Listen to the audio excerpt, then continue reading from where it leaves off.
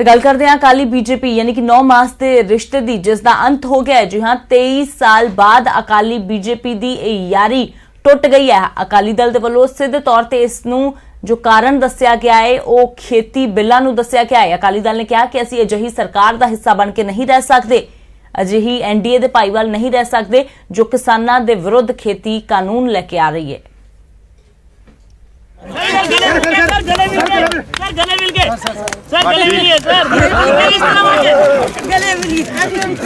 हम तो बहुत देर से गले मिले हुए हैं।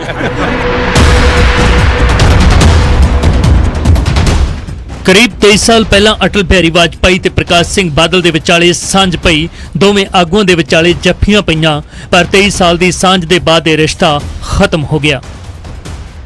23 साल तक चली सियासी यारी हुण टुट चुकी है।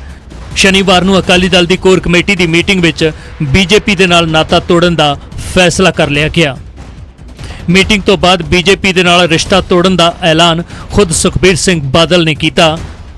दोस्ती दी सांझ दा ऐलान दिन वेले होया सी अते दोस्ती दा अंत 23 साल बाद रात दे वेले सुखबीर सिंह बादल वल्लों दिते इस बयान दे नाल हो गया। Happy to inform you that the Shiromani Akali Dal has decided to extend support to the Bharatiya Janata Party in the 11th Lok Sabha for forming the new union government with kind wishes and most regards.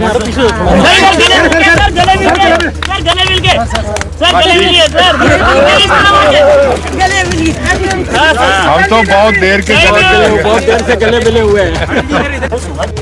कई दिनों चो मैं लगातार पंजाब दे विच अपने worker साहबान नाल meeting की, साडी leadership नाल गल की ते अज श्रोमणी अकाली दल की सारी लीडरशिप बैठ के फैसला किया कि जिहड़ी सरकार सेंटर की सरकार, जिहड़ी एनडीए की सरकार जिसने आ जिहड़े तिन्ने ऑर्डीनेंस लिआंदे है जिहड़े अपने पंजाब विरोधी है, सही मने ते देश के किसानों के विरोधी है, असी उस पार्टी दे उस एनडीए का हिस्सा नहीं हो सकते। बीजेपी नाल रिश्ता खत्म करने के मौके ते सुखबीर सिंह बादल ने कहा कि केंद्र ने साडी एक नहीं सुनी, ना खेती बिलों बारे ते ना ही जम्मू कश्मीर दे विच पंजाबी भाषा नूं लांभे करन वाले बिल बारे। केंद्र ने धक्के नाल दोवें बिल पास कीते ने।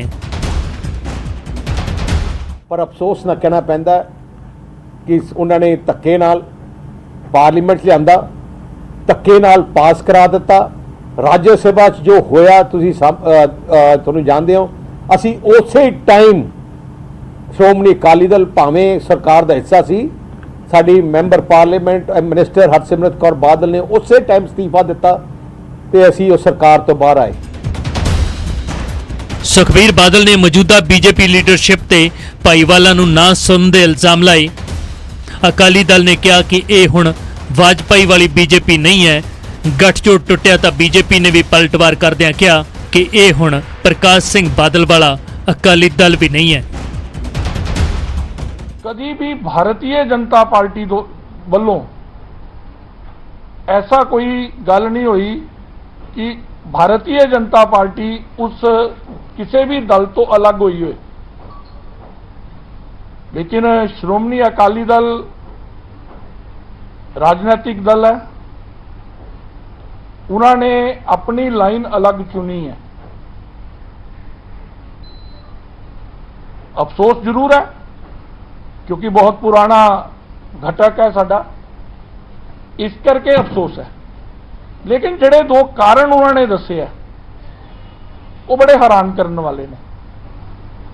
मंदभागा वा असीं ने गठबंधन तोड़िया, उन्हां तोड़िया वा। असीं जे गठबंधन तोड़ना हुंदा ते असीं 2016 च तोड़दे, जदों साडे ते बहुत प्रैशर सीगा, किन्ने एलीगेशन सीगे, कई नशे दे, कई मतलब जिहड़े आ रेत बजरी होर बहुत सारियां गल्लां सीगीआं ते उस टाइम दे उत्ते असीं कल्ले जे वखरे हुंदे, साडे ते वखरे होण दा प्रैशर सीगा ते असीं सरकार बनाई हुंदी। अजिहा नहीं है कि एकदम यह फैसला किया गया।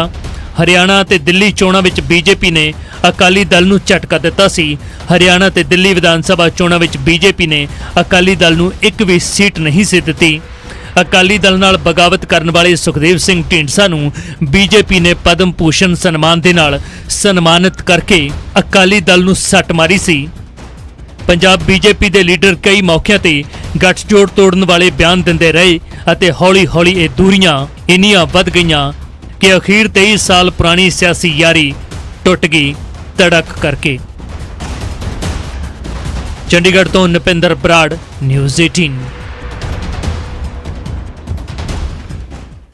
ਤਾਂ ਖੇਤੀ ਕਾਨੂੰਨਾਂ ਦੇ ਮੁੱਦੇ ਤੇ ਐਨਡੀਏ ਦਾ ਸਾਥ ਛੱਡਣ ਤੋਂ ਬਾਅਦ ਅਕਾਲੀ ਦਲ ਦੇ ਵੱਲੋਂ ਖਾਸ ਤੌਰ ਤੇ ਸੁਖਬੀਰ ਅਤੇ ਹਰਸਿਮਰਤ ਕੌਰ ਬਾਦਲ ਦੇ ਵੱਲੋਂ ਕੇਂਦਰ ਸਰਕਾਰ ਤੇ ਨਿਸ਼ਾਨੇ ਤੇਜ਼ ਕਰ ਦਿੱਤੇ ਗਏ ਨੇ। ਕੱਲ ਰੋਪੜ ਅਤੇ ਹੁਸ਼ਿਆਰਪੁਰ ਦੇ ਵਿੱਚ ਸੁਖਬੀਰ ਬਾਦਲ ਨੇ ਆਪਣੇ ਵਰਕਰਾਂ ਨੂੰ ਸੰਬੋਧਨ ਕੀਤਾ ਤੇ ਇਸ ਦੌਰਾਨ ਸਿੱਧੇ ਨਿਸ਼ਾਨੇ ਸਾਧੇ ਗਏ ਕੇਂਦਰ ਸਰਕਾਰ ਤੇ ਉਹਨਾਂ ਨੇ ਕਿਹਾ ਕਿ ਅਕਾਲੀ ਦਲ ਕਿਸਾਨਾਂ ਦੀ ਪਾਰਟੀ ਹੈ ਤੇ ਕਿਸਾਨਾਂ ਦੇ ਅੱਗੇ ਕੋਈ ਗੱਠਜੋੜ ਜ਼ਰੂਰੀ ਨਹੀਂ ਹੈ ਤੇ ਕੋਈ ਗੱਠਜੋੜ ਕਿਸਾਨਾਂ ਤੋਂ ਵੱਡਾ ਨਹੀਂ ਹੈ।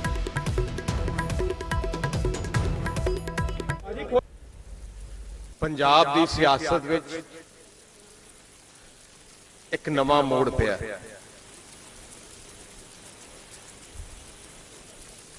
ਸ਼੍ਰੋਮਣੀ ਅਕਾਲੀ ਦਲ ਇੱਕ ਉਹ ਇਤਿਹਾਸਿਕ ਪਾਰਟੀ ਹੈ ਜਿਹੜੀ ਉਸੂਲਾਂ ਤੇ ਖੜੀ ਹੈ। ਸਾਡੇ ਵਾਸਤੇ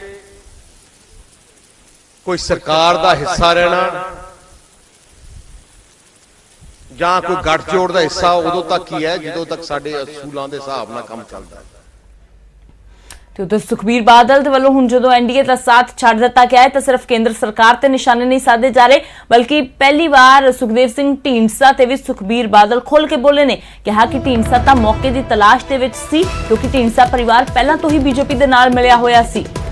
ਤੇ ਸੁਖਬੀਰ ਬਾਦਲ ਦੇ ਵੱਲੋਂ ਇਹ ਵੀ ਕਿਹਾ ਕਿ ਲੋਕ ਇਹਨਾਂ ਨੂੰ ਛਿੱਤਰ ਮਾਰਨਗੇ। ਦੱਸ ਦਈਏ ਕਿ ਹੁਣ ਤੱਕ ਸੁਖਦੇਵ ਸਿੰਘ ਢੀਂਡਸਾ ਦੇ ਅਕਾਲੀ ਦਲ ਤੋਂ ਦੂਰ ਹੋ ਜਾਣ ਦੇ ਸਵਾਲਾਂ ਤੋਂ ਸੁਖਬੀਰ ਟਾਲਾ ਵੱਟਦੇ ਆਏ ਸੀ ਪਰ ਹੁਣ ਸੁਖਬੀਰ ਬਾਦਲ ਦੇ ਵੱਲੋਂ ਪਹਿਲੀ ਵਾਰ ਸੁਖਦੇਵ ਸਿੰਘ ਢੀਂਡਸਾ ਤੇ ਢੀਂਡਸਾ ਪਰਿਵਾਰ ਦੇ ਬਾਰੇ ਖੁੱਲ੍ਹ ਕੇ ਬੋਲਿਆ ਗਿਆ ਹੈ। ਤੁਸੀਂ ਮੈਂ ਤੁਹਾਨੂੰ ਦੱਸਾਂ ਬੀਜੇਪੀ ਨਾਲ ਪਹਿਲੇ ਹੀ ਰਲੇ ਹੈ ਢੀਂਡਸਾ ਸਾਹਿਬ, ਮੌਕਾ ਲੱਭਦੇ ਹੈ ਢੀਂਡਸਾ ਸਾਹਿਬ। ਉਹਨੂੰ ਲੋਕਾਂ ਨੇ ਜੁੱਤੀਆਂ ਮਾਰਨੀਆਂ, ਮੈਂ ਤੁਹਾਨੂੰ ਇਹ ਗੱਲ ਦੱਸਦਾ।